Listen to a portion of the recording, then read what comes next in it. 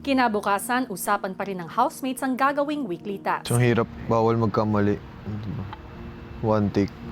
Yung mga task ni Kuya, no, kung iisipin mo, sa umpisa mo mukha siyang madali. Oo. Tapos pag ginagagawin mo na siya, ang hirap niya, bro.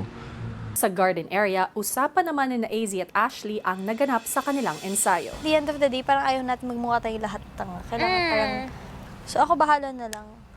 So kikinig na lang ako. Sana lang lahat mag-work sa task na to. I mean, sana lang lahat mag-ambagan. Yeah. Kasi I feel like iniiwan nila lahat kay Sneer. Yung idea. Yeah. Dapat lahat mag-collaborate with each other.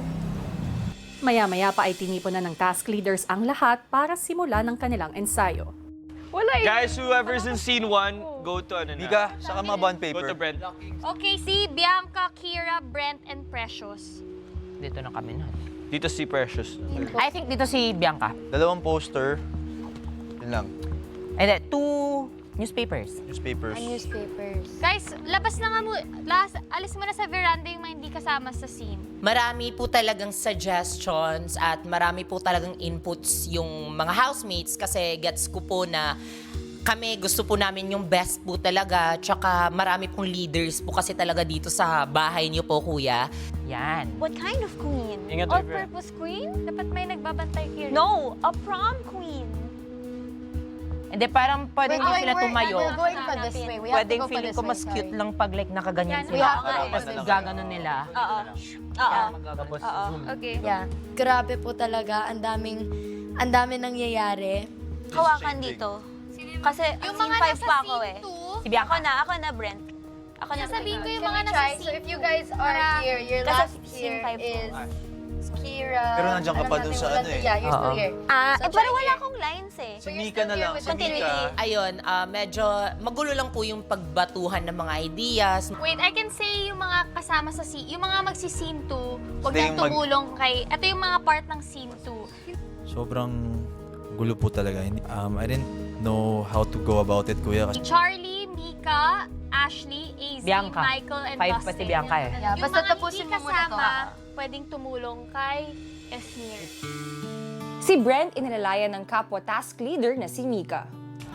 Parang mas sila yung nag-lead kanina. So, Ako, nafe-feel bad talaga ako, kuya, kasi parang, hala, ako pa naman yung leader. Parang wala akong ambag dito. Kaya ba sila nag-step up kasi wala silang nakukuha sa akin? Feeling ko kasalanan ko din talaga yun, kuya eh. huwag ka na mahiya. Magtaas ka na ng boss kung kailangan. Ano ka ba? Ako nga ata yun. Hindi, takot ako eh. Takot sa kanila? Eh, maintindihan nila yan na ikaw ang leader. Baka magkamali ako. It's part of it.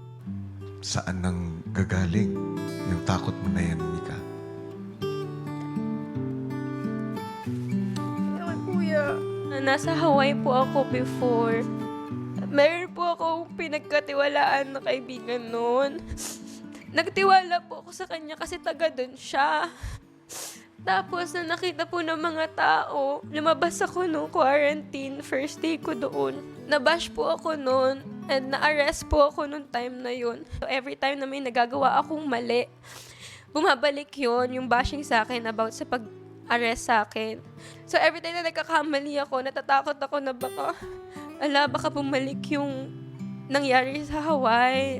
Na yun nga, ang tanga ko. Lahat naman magkakashot ng pagiging leader, so it won't be perfect, okay? Huwag kang matakot magkamali. Dahil sa bawat pagkakamali, ang importante ay kung ano ang natutunan mo.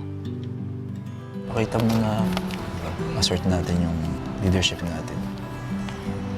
Nakikinig naman sila kahit pa paano.